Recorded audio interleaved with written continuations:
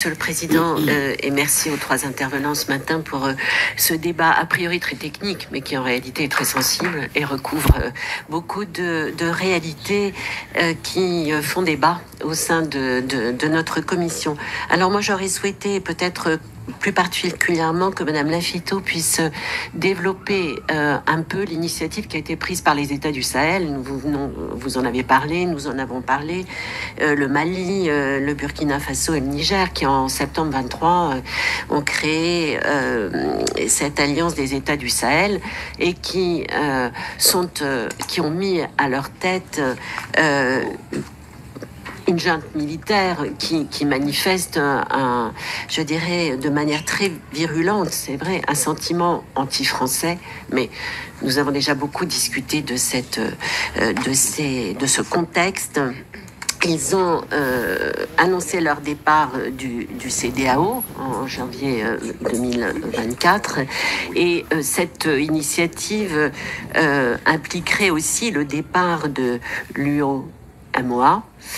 Et même si les devises sont toujours imprimées à Vic-le-Comte, Monsieur le Président, mais toujours dans le Puy-de-Dôme, bon, c'est un peu anecdotique, mais quand même, je me suis toujours interrogée d'ailleurs sur la raison pour laquelle nous imprimions encore ces devises dans le Puy-de-Dôme.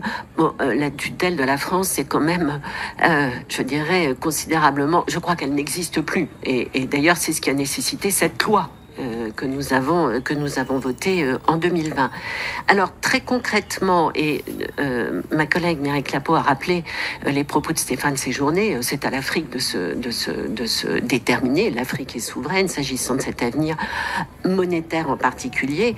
Mais moi, ce que je voudrais avoir des éléments concrets. Est-ce que ces trois États de l'Alliance des États du Sahel ont les moyens, on connaît leurs difficultés, la menace du terrorisme, enfin le terrorisme, c'est plus qu'une menace, je veux dire, la pauvreté. Est-ce qu'ils ont les moyens de créer les instruments, et notamment une banque centrale, enfin tout ce qui va avec une monnaie souveraine? Je vous remercie. Merci Madame la députée. Madame Lafitau. Oui, je vous remercie. Donc sur les pays de l'AES, donc on parle du Mali, du Burkina Faso et du Niger. Donc en début d'année, effectivement, ils ont annoncé leur sortie des instances de la CEDEAO. Donc la CEDEAO, c'est pas l'UEMOA, c'est plus vaste. Ok. Ils ont annoncé cette sortie suite aux sanctions. Effectivement, il y a eu des sanctions fortes de la CEDEAO suite au coup d'État. Qui ont effectivement eu des impacts sociaux très forts. On parle de pays où près de 50% de la population vit en dessous du seuil de pauvreté. Or, les sanctions de la CEDEAO ont considérablement appauvri les populations de ces pays. Il y a eu des problèmes d'approvisionnement en médicaments, en biens alimentaires, etc. Deuxième chose, c'est qu'effectivement, les gouvernements de transition de ces pays n'avaient plus accès à leurs réserves de change et donc il y a eu ils ont été coupés effectivement de leur compte au niveau régional. Ceci a eu effectivement des effets au niveau des autorités de transition dans ces pays. Donc ces pays ont affiché aujourd'hui des velléités pour faire monnaie commune entre eux. Alors l'avantage qu'ils ont, c'est qu'ils se ressemblent. Et dès lors qu'on se ressemble, on appelle ça les zones monétaires optimales dans le jargon des économistes, on a intérêt éventuellement à s'assembler. Alors, comme je l'ai dit tout à l'heure, il me semble que pour émettre une nouvelle monnaie, ce qui est important, c'est de pouvoir avoir la confiance. Et comme je le disais tout à l'heure, pour pouvoir avoir la confiance, il faut deux choses. Il faut avoir des institutions solides. Quid de cette question dans cette région? On peut quand même faire l'hypothèse que les institutions sont en ce moment fragilisées en tout cas. Deuxième question, c'est les réserves de change. Les statistiques montrent qu'en fin d'année l'année dernière, seul le Niger avait des réserves de change en excédent. Les autres pays étaient en négatif. Et pour le Niger, c'était très réduit. Donc, si demain, ils souhaitaient émettre monnaie commune ensemble, Il y a un papier, il y a un excellent papier qui vient de sortir au niveau de l'IRD, l'Institut de Recherche et Développement en France, qui montre qu'il y a énormément de risques, que c'est un choix politique, mais que économiquement, ça comporterait beaucoup de risques. Un risque de pénurie de réserves de change, un système bancaire sous pression, des effets très compliqués, comme l'a rappelé Monsieur Cabriac, au niveau de l'intégration commerciale. Ça déstabiliserait effectivement l'intégration commerciale au sein de la région. Et puis des problèmes au niveau des transferts des migrants, puisque aujourd'hui ils ont des facilités au niveau régional.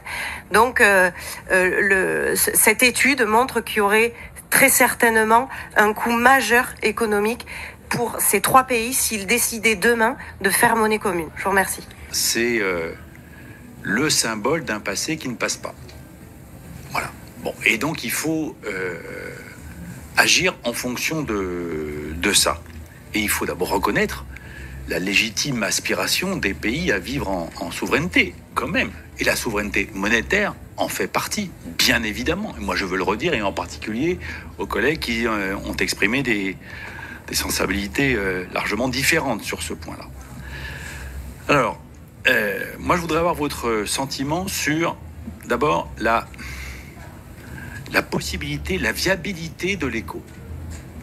Parce que ça a été constamment remis à des périodes plus tranquilles. Est-ce que c'est réaliste, l'éco?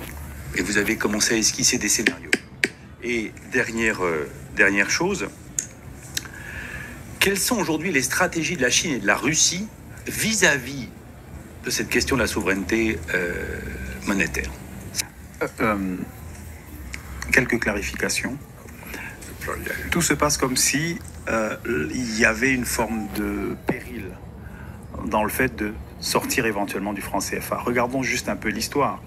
Les changements monnaie, le fait d'avoir la même monnaie pendant 100 ans, où ce n'est pas forcément un gage d'efficacité, ce n'est pas forcément un gage de développement, au contraire, pour ce qui est des pays en développement.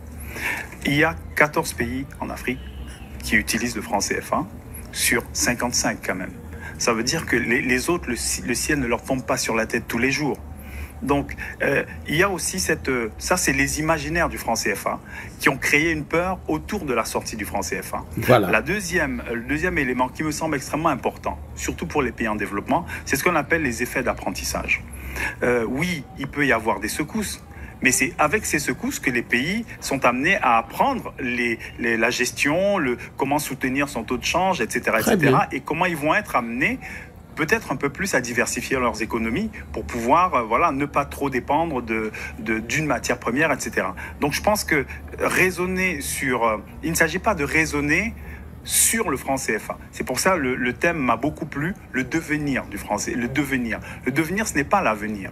Le devenir, il y a la dynamique, mais il y a le changement d'état dans le devenir. Donc on peut tout à fait imaginer l'avenir monétaire de ces pays-là en dehors du franc CFA, sans que ça ne fasse peur particulièrement. Il peut y avoir des secousses. Le franc français a subi des secousses. Il y a eu des dévaluations, il y a eu des appréciations, il y a eu le franc fort, etc., etc. C'est la chose la plus normale. On ne peut pas souhaiter une forme de fixité du taux de change ou d'immobilisme qu'on va appeler stabilité. Comment voulez-vous expliquer que les pays gardent le même taux de change pendant plus de 50 ans alors que tout autour d'eux, leurs propres caractéristiques ont changé? Vous avez des pays en Afrique de l'Ouest qui sont en train de devenir des pays pétroliers, qui seront bientôt pétroliers, alors qu'avant, ils étaient des pays agricoles. Donc vous allez toujours garder cette même architecture. Je pense que ça pose problème. Je vous remercie, Coq, qui est député du Havre. Merci, Monsieur le Président. J'espère que j'aurai au moins une personne pour me répondre, vu la courbe entre 3 au début, 2, puis 1. C'est provisoire. Voilà, on va remettre à 0. Là, c'était seulement un rappel au règlement. Vous pouvez vous répondre à vous-même. Merci. Bien, ça, moi, c'est je le pense, député je Lecoq. vous remercie de vos interpellations, de vos présentations, parce que c'est un sujet qu'il était temps que notre commission aborde. Je pense que la monnaie est l'un des attributs du pouvoir régalien des États et je pense que la dépendance de la zone CFA, de la politique monétaire de la zone euro est une aberration complète. Oh. Il est temps que ces États se libèrent enfin de cette survivance coloniale. L'urgence est donc que la France lâche ses intérêts propres et cesse toute ingérence dans la politique monétaire et donc économique de ces peuples. Voilà. Les peuples africains de l'Ouest aspirent à ce que l'on appelle la deuxième indépendance, c'est-à-dire qu'après l'indépendance politique, il est désormais recherché l'indépendance économique et monétaire. Peut-être que la récente élection de Diomaye Faye au Sénégal en est aussi le résultat. Ce carcan monétaire qui, malgré la pseudo-réforme de 2019, n'a pas coupé le triple lien ombilical qui relie le CFA à la zone euro, permettant à toute entreprise, on n'a pas beaucoup parlé, présente dans la zone euro et qui fait du commerce dans la zone CFA de bénéficier